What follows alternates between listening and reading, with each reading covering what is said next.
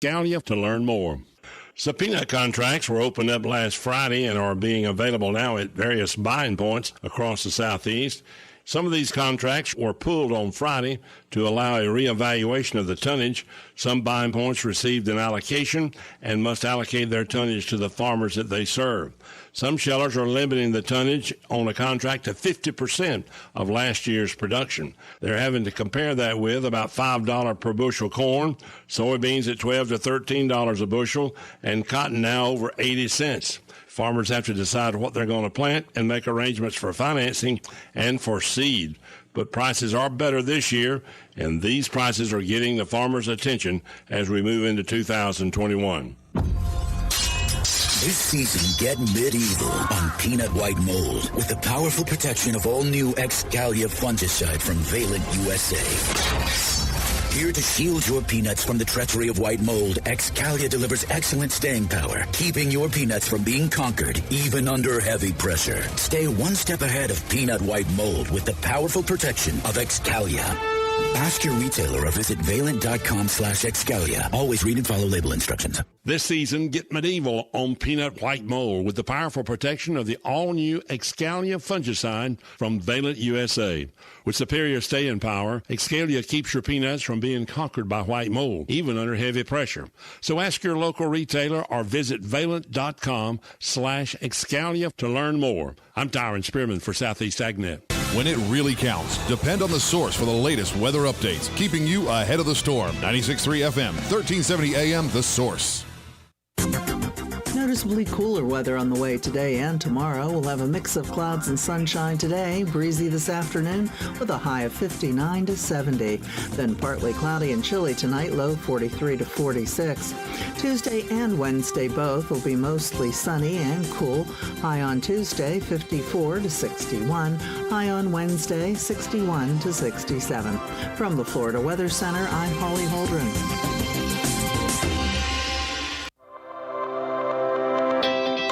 The Ocala Golf Club, one of Ocala's premier golf courses, from its pristine 18-hole course layout to its amazing pro shop. Jason Linhart and the staff at Ocala Golf offer everything that you need for your golf outing. That's the Ocala Golf Club. Experience country club style golf at municipal prices. You won't go wrong with the Ocala Golf Club. Call them for a tee time today, 352-401-6917.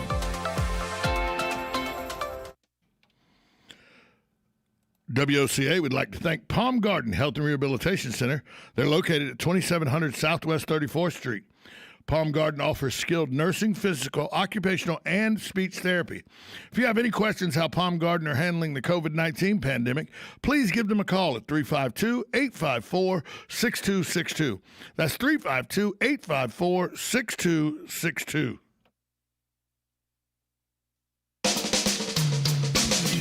This is Ocala Talks with Tom Schmidt, bringing stories that are important to our community in and around Ocala. Plus, of course, a splash of sports as well. Now, here's your host, Tom. Welcome back to Ocala Talks, hour number 2. Boy, it just goes fast. It's almost like I just walked in the building. And it's already hour number 2. Sonda Eunice here, as she is every Monday from 8:30 to 9:30 for Sonda Part 2. You know, we talk about networking, and you talk about your networking company. I got it right here in my brain. I know it's LMS Dash. I know that. Leading Marketing Solutions. Yeah, Leading Marketing Solutions. And it's LMS Dash Plus, PLUS.com. .com is where you can go find out more about her. But when you talk about marketing and networking, there's a group that Joe Martone is a very big part of, the Ocala Business Leaders. Yes. That does a lot in this community as well. And that's what I like about networking and what I like about marketing solutions and everything is there are the BNIs where you pay. Mm-hmm. There's your new networking group where you also have a fee to pay, but it's very affordable. Yeah. Then you have things like 1 Million Cups, which is the Kauffman Foundation takes care of, so there is no fee there. Right. You got Ocala Business Leaders, which there's a fee, but it's a small nominal fee. Yeah. I mean, there's a lot of affordability and a lot of opportunity to network in this town. Absolutely. A lot of great groups. Mm-hmm. Yeah, and don't fit just because Joe Martone's in one. Don't think that's bad on the group. Yeah, no, there's also the Ocala Hospitality Council here. I'm on the board of that one. And then the Hispanic Business Council is another great group. They're pretty new, and they've already gotten a lot of speed. And it's not just for Hispanic businesses. It's literally open to everyone. Very welcoming group. So there's a lot of them. And then BNI is another great group. You know, I actually just joined BNI recently. I know it's not for everyone, but I've been liking it so far. Are you in the king of BNI's group, or I am Matt Wilkerson? You're not in his group. Not in his group. He's the king of BNI. He is. and Daniel Gray wants to be. He may be the prince of BNI, but Matt Wilkerson's the king of BNI. Matt's got this locked down. Yes. Matt advertises here with the station with Verizon. I mean, is there any more? You could talk about a guy that markets and networks. Matt Wilkerson has it down to a science. Oh, yeah. He's way plugged in. Yeah, he's been doing it a very long time. But he's very plugged in. And it is something you get out of networking, what you put into it. Exactly. Yep. I mean, I'll be honest with you. I'm not the best networker in the world. I go to networking events, but I'm there more for the social aspect than I am really for the networking of a business. Yeah. And that's not why you should be there. You should be there to promote your business. You should be there for both. Right, but you shouldn't be there for one or the other. You should be there for both. Yeah. And I'm usually just there for the social. Like, I'm the world's worst, and this is a big faux pas. I'm the world's worst. When I go to a network event, they say, here's your name tag. If they don't know who I am, that's their fault. And I won't put a name tag on.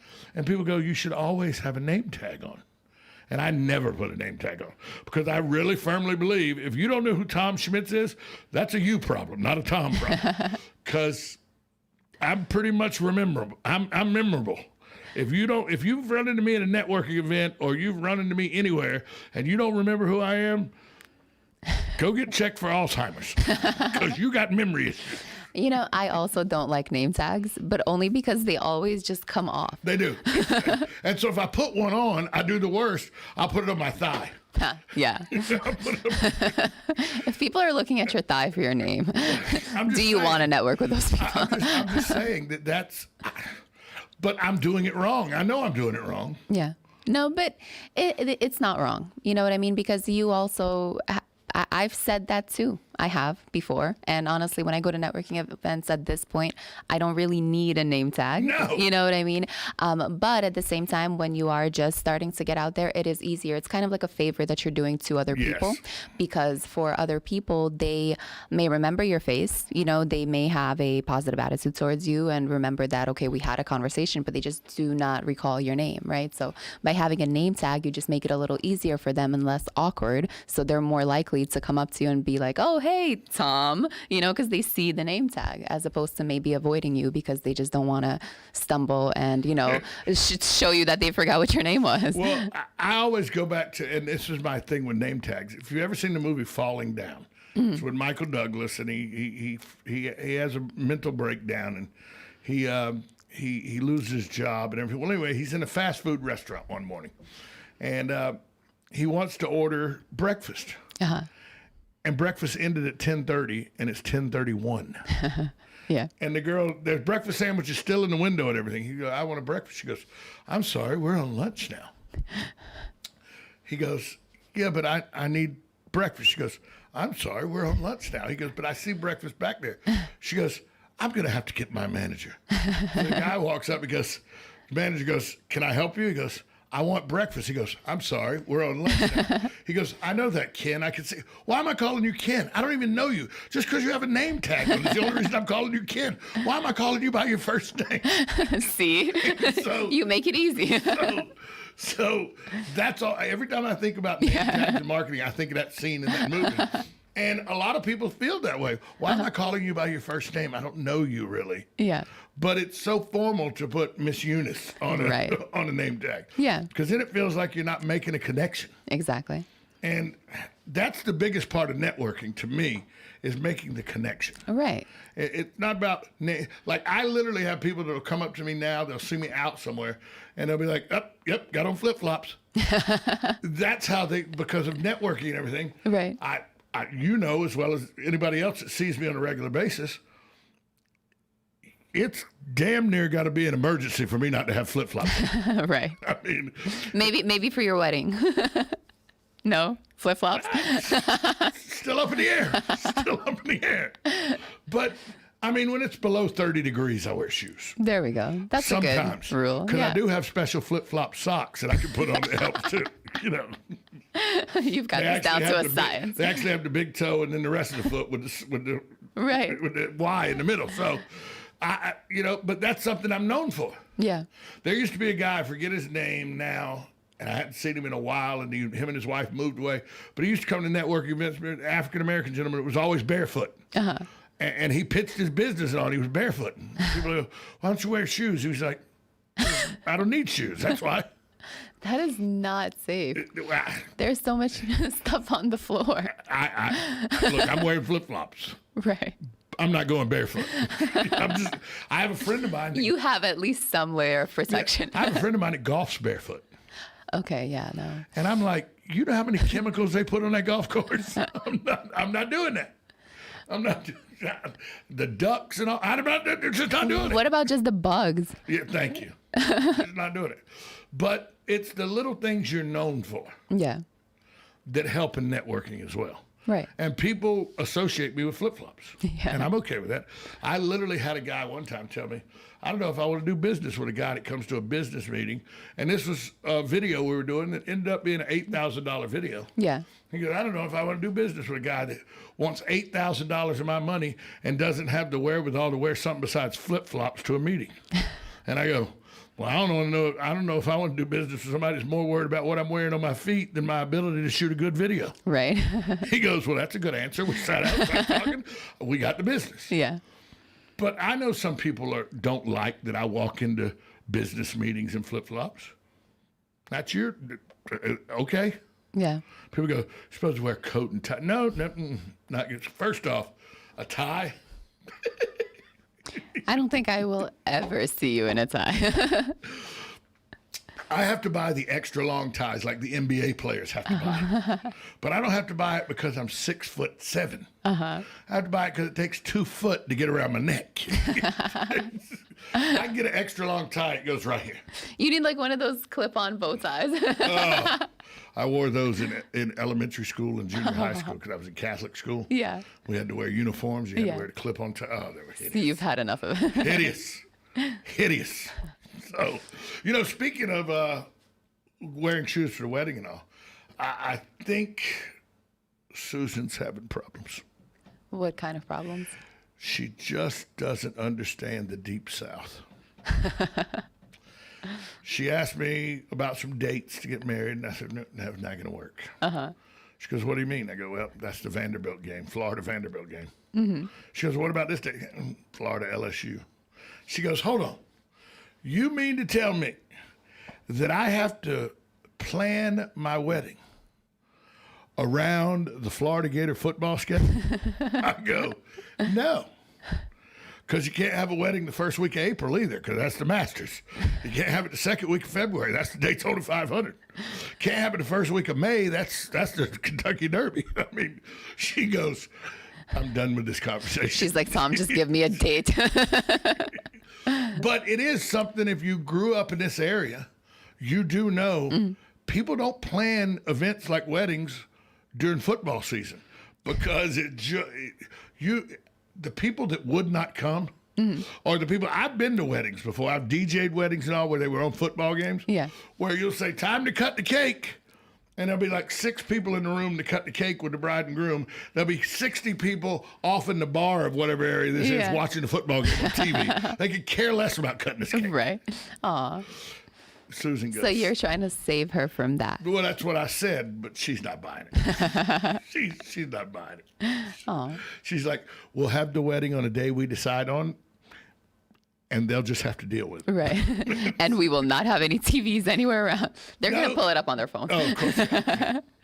So, but yeah, it is kind of selfish of me to say we can't do it during football season because of the Gator game and everything. I understand that, but that's just a rule of thumb in the South. And she's an Alabama fan. She should understand that, but she's an Alabama fan from Chicago. So Yeah. it's a little different. So, Maybe she needs some marketing help. I don't think that's what she needs right now. She just needs a fiance that says, "Yes, dear." That's what she needs. That's what she needs right now. Fiance goes, "Sure, dear, whatever day." That perfect. So, there was something very funny that happened. You know her clips that she has? Oh, yeah. Okay, so one of our friends, Andrea Benitez. Oh, this is a great Did you see that story. post? It's a great marketing thing. Did you see the post on Facebook? She did. Andrea seen a magnet clip that she thought looked like one of Susan's marketing magnet clips that Susan gives out for Just Shipped. By the way, Just Shipped for all your shipping needs, justshipped.net. But Susan has these magnets, refrigerator magnets is what they are. But they're also chip clips at the same time. Yeah. And so Andrea was at a local watering hole, and they said, "Would you like another one?" And she goes, "No, I'm going to pay my tab." But wait a minute. Is that a Just Shipped clip? Because if it is, I'll have one more. Yeah. And sure enough, there it is, sitting behind the register, was a Just Shipped clip. And so it was great how many people responded to it and everything. But that's, once again. But did you see what I posted? Oh, yeah. Because I had 4 of those clips sitting around. You just put them all out. You took a picture I of was them. like, here are 4, and here's my bottle, and you're taking 4 shots. Exactly. You had it right there. But that just shows you where marketing can come in all kind of shapes and sizes. Here's an incident where Susan didn't have to pay for marketing. Right. A friend of hers helped her market. Especially in a community like this happens all the time because we actually know the business owners, you know what I mean? So it's just so much easier to gain exposure because everyone is so tight-knit in this community. Did you also see the Facebook post she put out yesterday? No. When we were at church? Mm-mm. You have not seen this yet.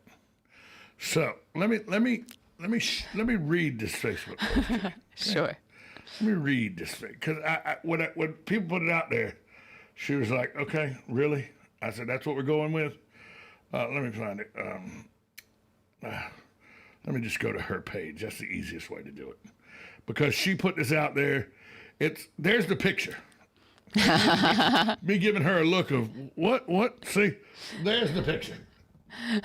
It says, "Tom, before I proposed, you subjected me to 90-day fiance. Oh, After I did I proposed, see this. you subjected me to say yes to the dress. What are we watching after we're married?" She went, "Cold case." Yeah. What? I saw that. I put a laugh emoji. What, Dateline, Snapped? What does that mean? Okay, as a man, I don't get that joke. What's that mean, Sonda? You're getting on her nerves already. So and it's only been 1 week. I'm gonna end up being a Dateline episode, is what you're saying. Maybe a Tiger King. Yeah, I'll end up like a Carol Baskin's husband. Luckily, we don't have any tigers, but we do have a lot of dogs. We do have a lot of dogs. And they're so hilarious. And the newest addition is Blue, our basset hound. Uh-huh. And how old is he? He's 4.5. Okay.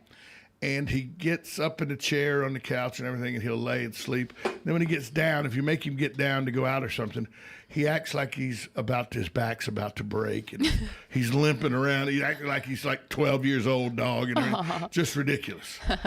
Where'd you guys get him? And then a friend of mine had him, and they had some issues with their other dogs in their home and everything. So they were looking for another forever home for him, and I love basset hounds. So you guys are at what, 5 now? 4. 4.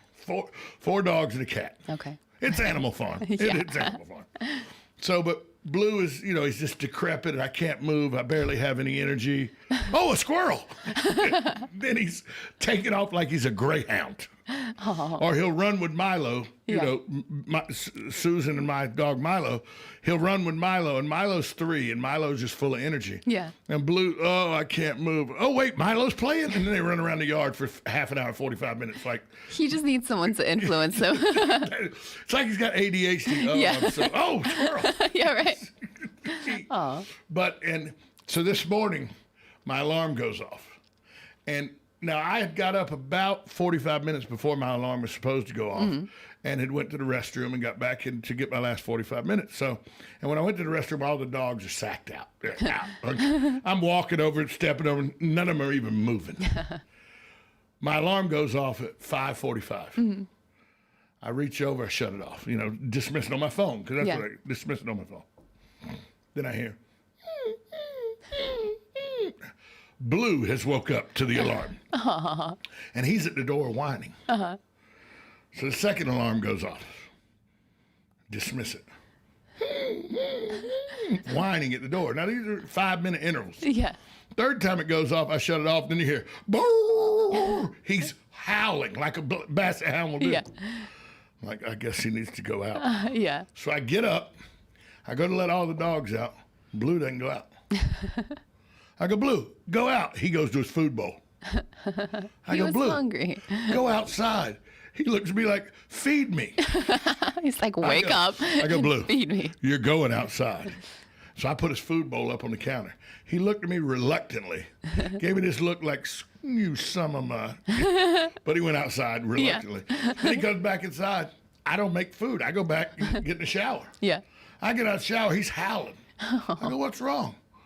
Susan goes, didn't feed him, did you? I go, nope. She goes, I'll take care of it with you. So you're starving your dogs, Tom. Great Blue's going. okay. Great going. Blue can miss some meat. Okay. And besides, he's not starving. Susan gets up at 7. Yeah. And Susan feeds him. Yeah. And by the way, when Susan feeds him, they do a lot better than I feed them. My cat is the same way. Susan puts the dry food and she gets a little wet food and mixes it all in. And, she said, I get the scoop, dry food, get over there and eat it. If you don't eat it, that's your fault. Shut up. Here's some chips. You get hungry enough, you'll eat it. Wake me up howling because you need food. There's some food. He looks up at you like, where's the wet food? What? Where's the rest of my meal, Dad? Yeah, that's all you're getting, pal. So I don't know why he tries to wake me up to feed him. Got the wrong person. Got the wrong person. Oh. So now you have a cat, right? Yeah. That's all you have? Yeah. One cat? Yep. Male or female? She is a girl. Her name is Waffy. For Waffles. Uh-huh. How the hell did you name a cat Waffles? I should have known. She is now 20 pounds. Oh. I was told that she is the equivalent of a 500-pound human and that I need to put her on a severe diet. Mm-hmm. All she ever does is eat. She does not move. You allow her to eat all the time. Do you have a bowl that the food's constant in it? I used to, but now I only give her enough, and she finishes it, and then she has to wait. Mm-hmm. But is she an indoor-outdoor cat or just indoor? Indoor. I see. And she does not move. She just likes lounging around. Yeah, because she has no exercise routine or anything. How do I give a cat an exercise routine? Let her go outside. Okay, so I used to have another cat, and she used to go outside, and then she disappeared. Yeah, see, Bonnie's an indoor-outdoor cat. Yeah. Bonnie was an outdoor cat till Susan and I started dating. But Bonnie's now an indoor-outdoor. And Susan made a good point. Bonnie's, 10 now. Mm-hmm. So it's time she comes inside some, I guess. But Bonnie would always chase birds and rabbits and lizards. And, right. So she always stayed active. Yeah. Now that she's inside more, before, when we first started our relationship together, Susan has a dresser that's probably 4.5 foot high. Mm-hmm. And Bonnie could sit at the bottom of it and just, like cats can do, jump straight up and land on that dresser. Yeah. Now, because Bonnie's put on a little poundage because Susan keeps her inside and feeds her wet food all the time. Yeah. Bonnie will now jump up. And she'll jump just high enough for her paws to grab the top of the thing and pull herself up. Right. Hey, at least she still does. Mine does not. No, yours doesn't get on and off the bed or anything, does it? She gets on the bed, and she likes to jump off the bed during, the night while I'm sleeping. She jumps down. She's nocturnal. Yeah. And then she's looking for food. And so she's like jumping up and down every hour. And every time this fat cat jumps on my bed, I wake up, right? Because she's like this huge sack of potatoes. And then she comes and lays on top of me. I can't breathe. It's very, it used to be a lot cooler when she was small. Susan is the choice of sleeping arrangements for Bonnie.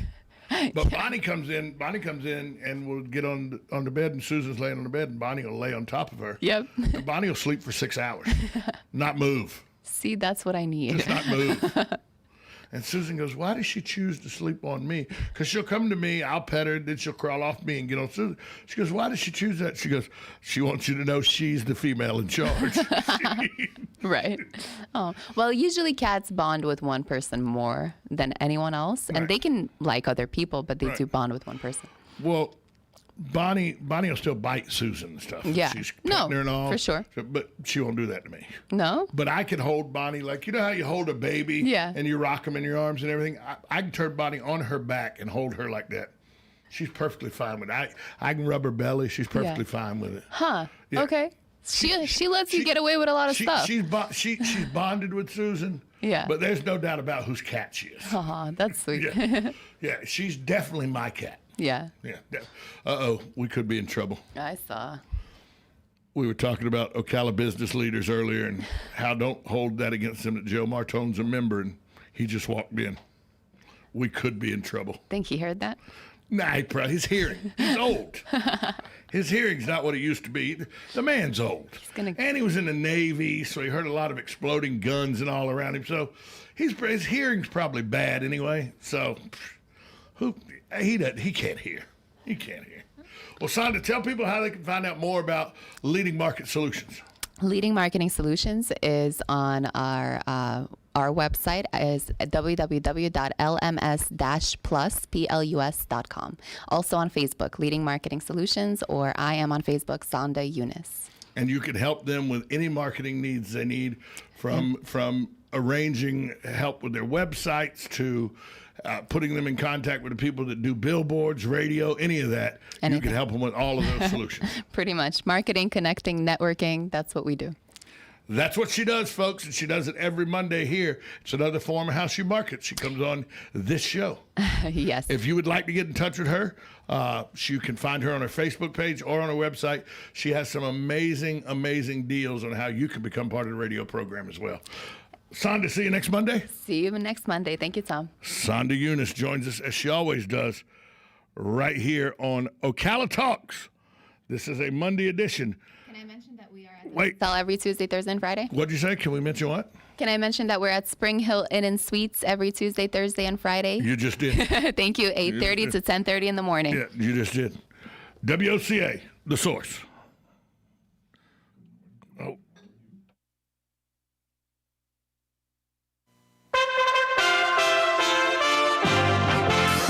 USA Radio News with Lance Pride.